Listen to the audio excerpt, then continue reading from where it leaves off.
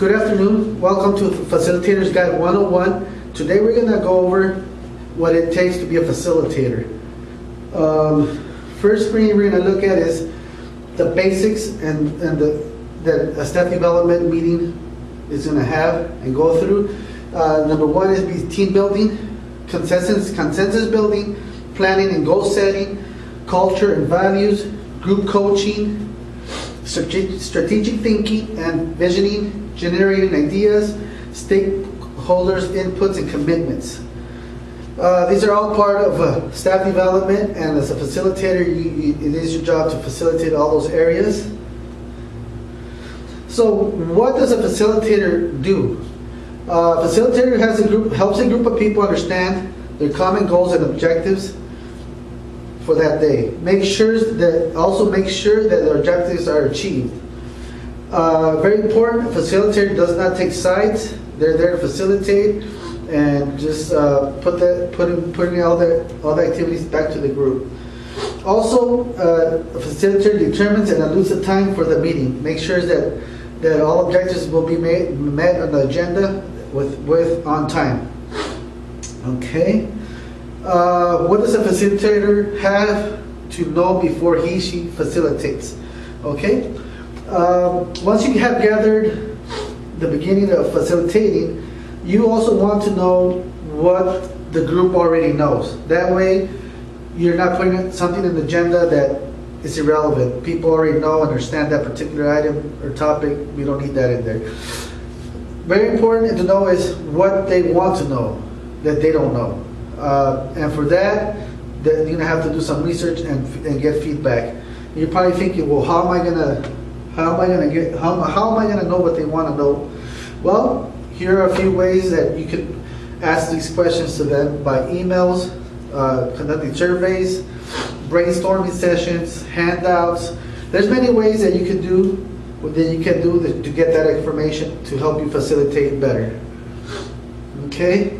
Once the information has been gathered, there's two things that I want you to consider consider to help you better facilitate the group of people. And reasons why, one of them would be the 3 different learning styles and also the adult learning theory. You might not have no idea what these means, but what pretty much we're going to go over in the next couple slides are that people are different and they all learn in different ways and understand things differently than their neighbor. So the first thing we're going to review is the adult learning theory that SPEC has 9 different learning theories that we can look at to better help us understand how people think, how people react, and what people want to know. I'm just going to go over number 1. Adults will commit to learning when the goals and objectives are considered realistic and important to them. Application in the real world is important and relevant to the adult learner's personal and professional needs. So this is pretty much a guide that will help you understand the many different people that you're going to be facilitating for. So it might give you an idea how to help them out better and understand them better. The next slide is we're going to go over is the 3 different learning styles. The visual learners, we have auditory learners, and we got kinesthetic learners. Kinesthetic learners are people who learn by touch and feel and hands-on work. Auditory learners are people who learn by hearing, and visual learners are people who learn by visualizing and looking at information in front of them.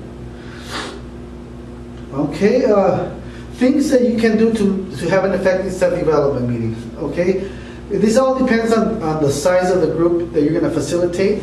For instance, if it's a big group and there's a lot of people that don't know each other, you might want to assign name tags. That way it's easier for them to remember each other and connect a little bit better with each other. Also, maybe you want to provide an agenda, if possible, send before the meeting.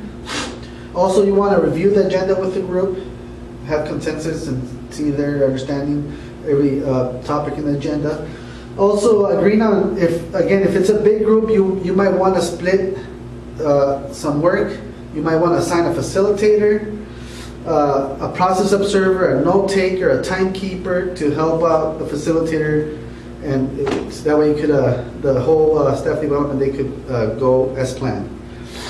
Okay, another thing that I threw in there is the 10-minute rule by John Medina. He's a researcher that has done a lot of research with people and their attention span. He states that everybody tends to lose interest in whatever they're doing after 10 minutes. Listening, hearing you, or looking at pictures. So people are going to pretty much lose interest every 10 minutes. So you might want to stick something in the activities or the presentations every 10 minutes just to get people back to you. You might want to insert a story, something that could break the 10-minute thing and get people's attention back to you.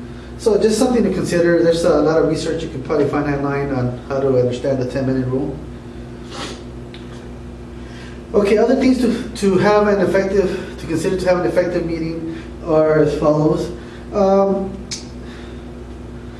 Depending on your setup and how big the group is, these are different setups that can help you better achieve your activities. For instance, I mean, we have the theater style where everybody sits in there and just looks forward to whoever's in front of them. You have the classroom style, you have the U-shape, you got the conference, you got the banquet, and the banquet rounds. It just depends. I mean, I personally probably would like the U-shape. It gives you, everybody's looking at each other. It gives the facilitator or whoever's presenting access to go in and out of the between the square or the U. So the following is going to examine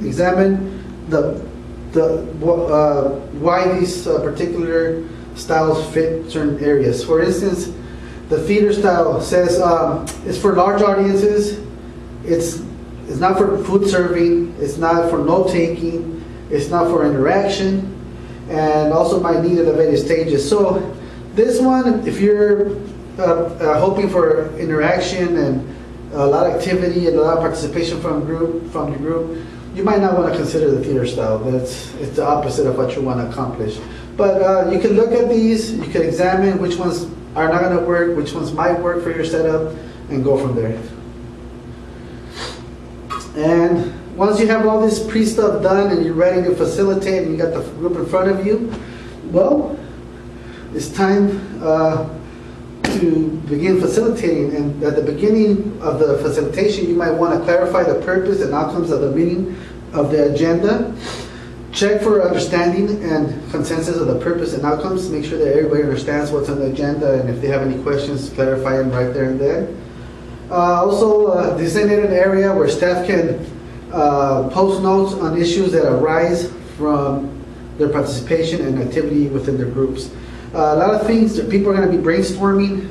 Ideas are going to pop out, or concerns are going to pop up, and now it's not part of the agenda. So you want to make a posted area where you could get back to that maybe at the next meeting.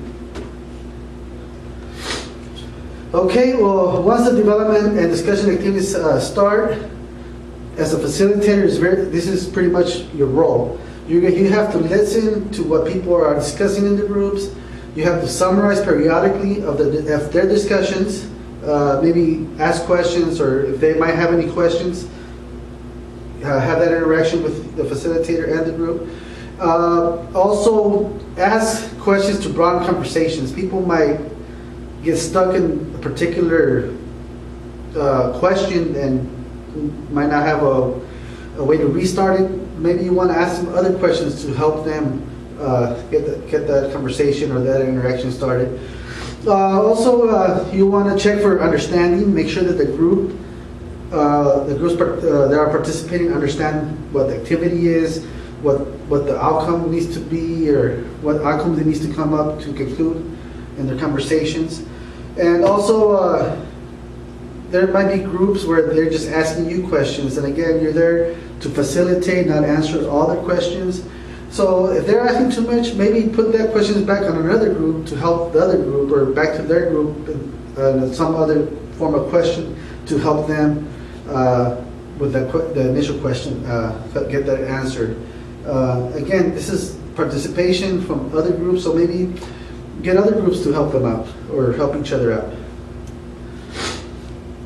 Okay, right before you start concluding the activity or the staff development, you might want to check the agenda for any items that might need more clarity.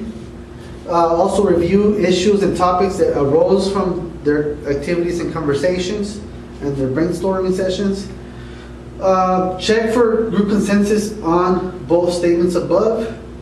Also, at the end, you want to give the groups an opportunity to reflect on the day's meeting.